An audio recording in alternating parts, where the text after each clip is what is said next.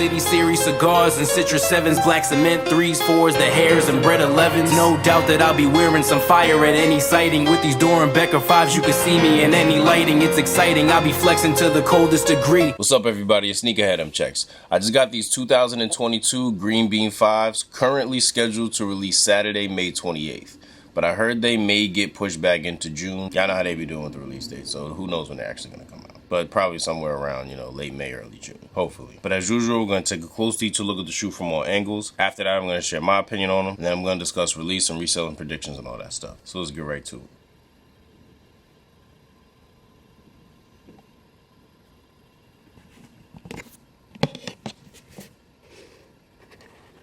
Nice, smooth material. As you can probably see just by looking at them, it's not exactly the way it was on the 2006 pair. But yeah, it's not bad at all. I actually like it.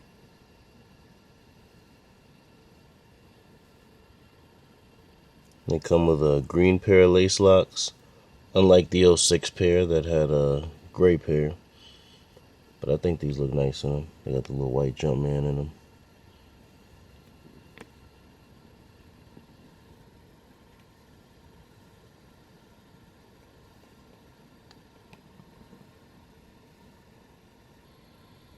Here we are from the side.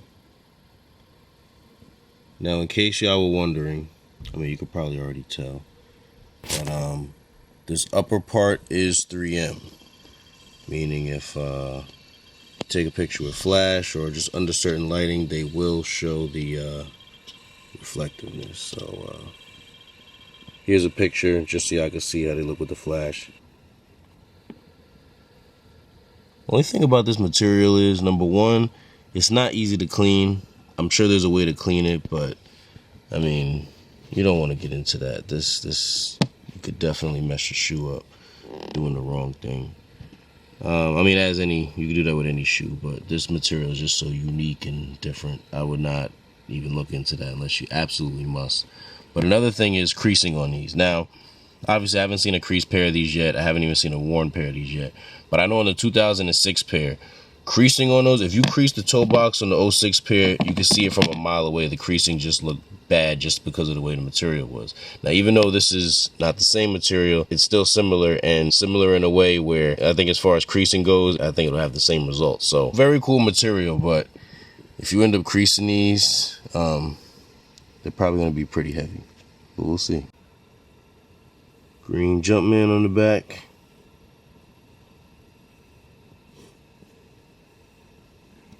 Gotta appreciate when certain pairs have that Jumpman on the back as opposed to the Nike Air.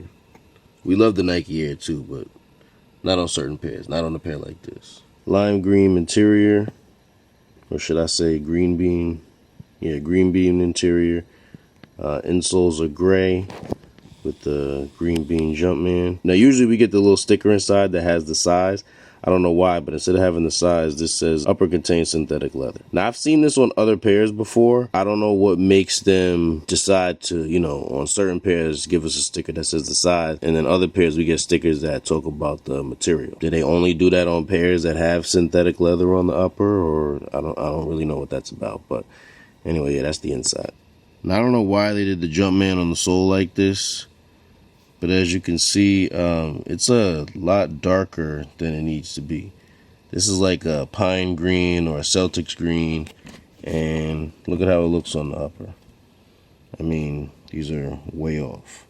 So I don't know why they did that, but that's the sole. And another thing, would it kill Jordan Brand to give us just one retro where the sole, the clear part on the sole, does not have the blue tint? I mean, for some pairs, it's cool. A pair like the, Columbia 11s or Legend Blue 11s, whatever you want to call them, those, because they had a blue tint back in the day, that makes sense. Concords, it makes sense. But a pair like this, that only came out one time, and the one time they came out, they did not have the blue tint on the sole. Why are we getting the blue tint on the sole? I mean, I would have appreciated a regular clear sole a lot more. The blue looks nice, but anybody familiar with the 06 pair knows that, number one, this dark green Jumpman is not it. Not it for these. But number two, the blue sole wasn't necessary. But, what can we do, right? So they come in this special box with the green bean colorway, silver box, green bean Jumpman. Paper on the inside's got that splatter or cement pattern that we're used to. And here's the box label. Retail on these should be 210 USD. Now, if you notice right here, all along the bottom part, they have this cement splatter pattern that that's on the paper, but they have like reflective material on it. So, just like the shoes, as you can see, when you have the flash on, that reflective material pops out, just like the shoes do. Looks fire together. And it's not like glittery. Like, I know it looks kind of glittery, on camera, but like I could rub my finger all over this and there's no, like glitter coming off. So I thought that was cool.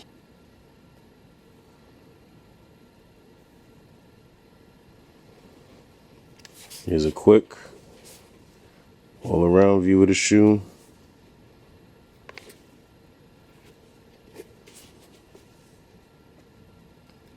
All right, now let's talk about them. I ain't even expect to like these as much because when the green beans first came out, I actually passed on them. Now, times were definitely different then. I was in like middle school, so I don't know if it was necessarily me passing because at that age, I didn't have the money to really make that decision. You know how it is when you're a kid. It was whatever I can get my parents to buy me. And I was so obsessed with the Fire Red 5s at the time that I didn't care about getting any other 5s until I got those. I always thought the green beans were a nice looking shoe, but I just never liked them enough to want to buy them. And I don't think it's necessarily because I was really sleeping on them that much. After a while, because these hadn't retroed or nothing like that, I wasn't trying to buy no sneakers that's going to end up crumbling on me. And that was another thing that deterred me from copping them later, even after I got older and started getting money and buying my own kicks. But anyway, as far as this release goes, I knew I was going to like them as long as they didn't do anything stupid with them. But I thought these were going to be one of those pairs where I was kind of like debating on copping or not. Like one of those reviews where I'm just like, oh yeah, I like these, but like, I'm not really sure if I want them or not. But like, no, like, these, I definitely want these. I'm actually mad I couldn't get them in my size. But as soon as I can, I'm copping them. I think they did a good job recreating the pair from '06. The only differences are the material is a little different on the upper. You got the blue tint on the clear part. The lace lock is green instead of gray or silver. And I don't know if you really want to count this, but the darker green Jumpman on the sole. Other than that, I mean,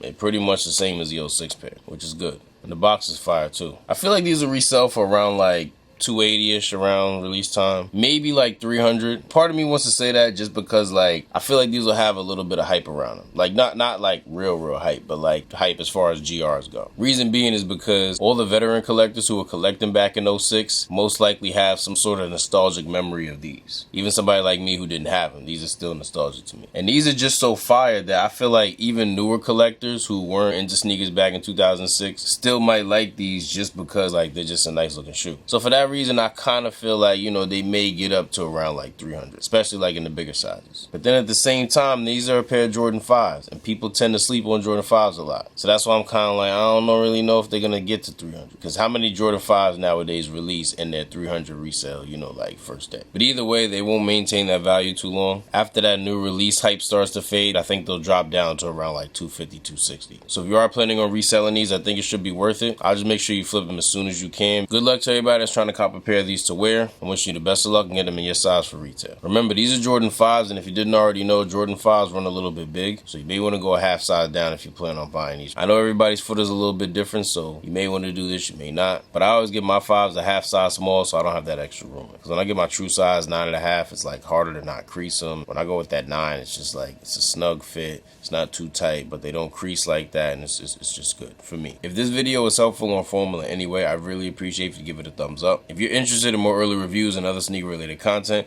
do us both a favor and subscribe to my channel. Just make sure you tap that little bell icon next to the subscribe button and select all. That way when I put a new video out, you'll get notified and you won't miss out on anything. Thank you all for watching. Everybody please stay safe and healthy out there, and I'll see you next time.